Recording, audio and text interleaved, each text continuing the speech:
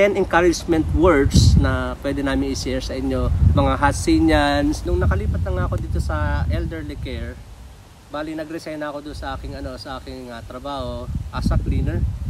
Then nag-apply naman ako o nag-enroll naman ako sa isang university para makapag-aral ng nursing dito.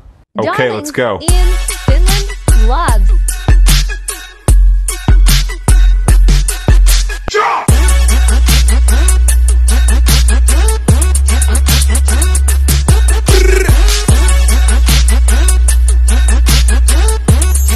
Hello Hatsinians, hello alumni, and hello everyone sa mga nag-aaral at mga mag-aaral pa lang ng caregiving and nursing assistant dyan sa HATSI or Health Alliance Training Center dyan sa Saudi.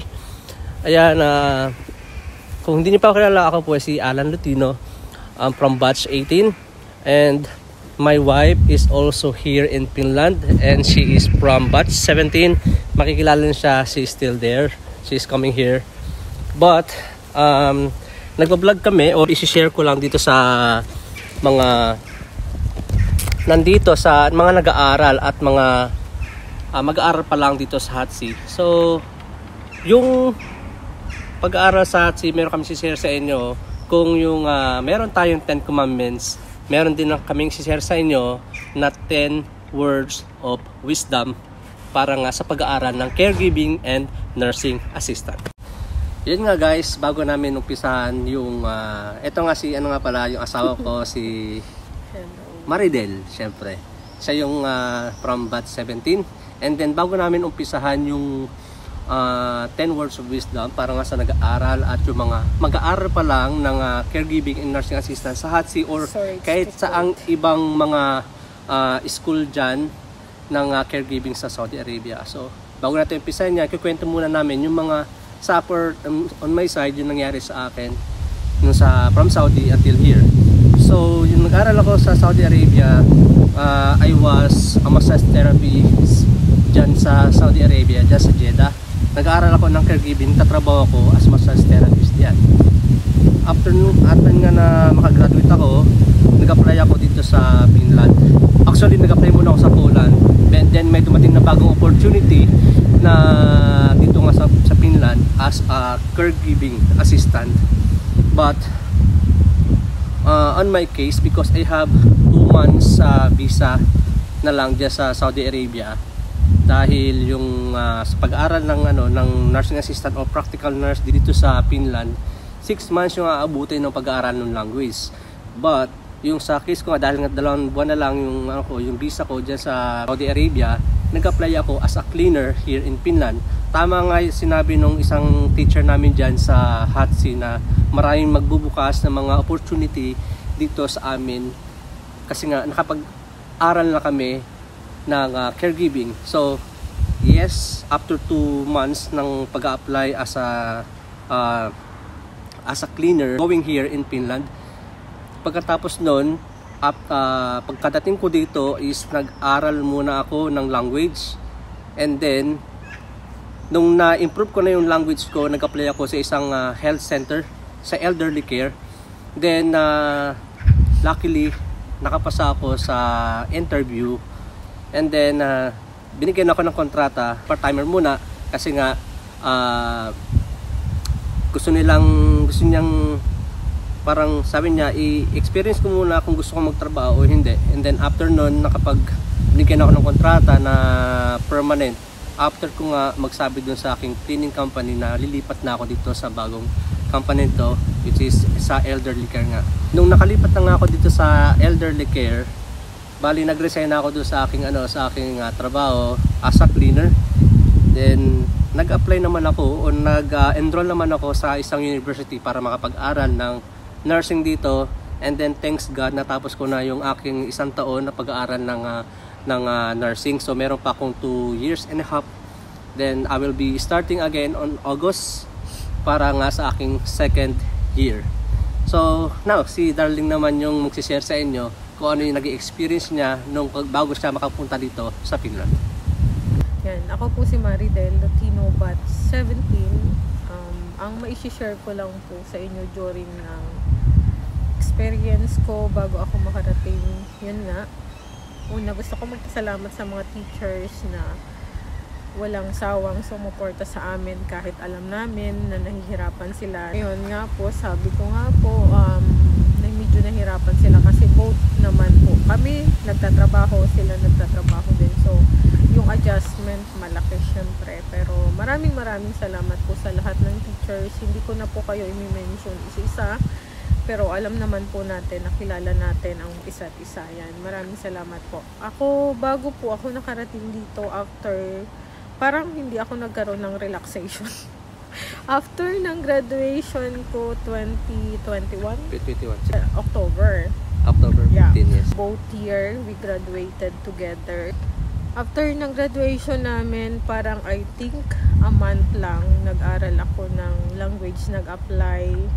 Then, inabot ako ng Bali. Almost 1 year din ang inabot. Hindi dahil matagal ang process, kundi hinintay kong matapos yung kontrata ko sa company dahil gusto kong umalis ng clear lahat, maayos yung paglipat ko.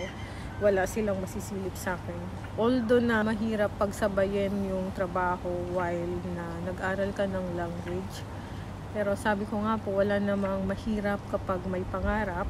So darating at darating yung time na pag nagpursige ka, sure, pag ibibigay sa'yo talaga ni Lord, mangyayari at mangyayari. Ang encouragement ko lang sa lahat talaga is tiyaga. Kasi kung wala tayong tiyaga, walang mangyayari. Saka syempre, tiwala. Yung pagod, puyat, hirap, after naman yan, kung ibigay sa atin ni Lord, makakamit natin yan. Dito naman po sa Finland, this time na nagtatrabaho kami both sa home care, parehas kami ng company. Ako po, nag-aaral ako ngayon ng practical nursing dito kasi required talaga pagdating mo dito na mag-aral ka, kasama yan sa kontrata. Pero tiis lang. Siyempre libre naman din yan. Kasi sabi ko nga, provided na company. Mahirap yung language pero nasa atin din naman yun kung paano natin i-manage. Saka yung benefits, tayo rin naman yung makikinabang later on. Kaya tiyaga lang talaga. Basta lahat, kahit saan tayo makarating, nandoon dapat yung faith ng pagtsatsaga. Kahit mahirap yung trabaho, yung pag-aaral, wala namang imposible kapag binigyan natin ng time ang pagmamanage ng lahat. Saka ang maganda dito sa Finland, hindi ka naman nila ipipressure na mag-aral ka na talagang focus kasi binibigyan ka nila din ng freedom para i-relax mo din yung sarili mo. May time, kagayang this time na summer dito, binibigyan ka ng time para mag-relax. Mayroong mga summer vacation. Basta lahat ng time sa a year naman, may mga relaxation na ibibigay sa'yo. So parang makakapag-relax ka din. So basta may share ko lang, tiyaga lang. Siguro yun lang yung pwede natin tiyaga, mangarap. Kasi wala namang posibilidad kapag ginusto natin at saka pag-ibigay. Yun lang. So yan guys, natapos naman darling yung senior niya, yung na-experience niya at yung may binigay sa inyong mga, kung ano yung mga sinabi niya kanina. Gaga. So yun, dito na nga tayo, naganda kami ng sinulat na namin dito sa note namin kung ano yung 10 words of wisdom na pwede namin i-share sa inyo, yung mga nag-aaral at mga mag-aaral pa lang. So, ano yung number 1 talaga? Tuloy lang sa pag-aaral dahil ang tagumpay ay naghihintay sa mga masikap at matiyaga. So, ayan yung number 1 guys. So, yun guys, sabi ni Darlene na patuloy lang sa pag-aaral dahil ang tagumpay ay naghihintay sa mga masipag at matiyaga. So, yung sa pag-aaral ng caregiving at nursing assistant, mahalaga ang tuloy-tuloy na pagsisikap at pagtitiyaga. Kahit na mahirap at maraming hamon, ang patuloy na pag-aaral at hindi pagsuko ay siyempre magdadala ng tagumpay sa huli. So, ano yung pangalawa natin, Darlene? Huwag matakot magkamali. Ang bawat pagkakamali ay habang patungo. Hakbang. Wala mo talaga ang aking mata. Okay. Huwag matakot magkamali. Ang bawat pagkakamali ay hakbang patungo sa tagumpay. So, yun yung pangalawa. So, explain ko lang yon. Ang pagkakamali ay bahagi ng proseso, siyempre. Para matuto tayo. Sa bawat pagkakamali, siyempre, lahat tayo ay natututo ng mga aral na nagagamit natin sa inaharap, sa mga patutunguhan natin, sa mga gusto nating puntahan, yung ating mga dreams sa buhay. So, wag tayong matakot na magkamali dahil ito ay normal at mahalaga sa ating pag-unlad sa hinaharap. So, yung pangatlo natin, darling, share mo na. Sorry, malabo talagang aking mata. Ang puso sa paglilingkod ay higit na mahalaga kaysa sa anumang diploma.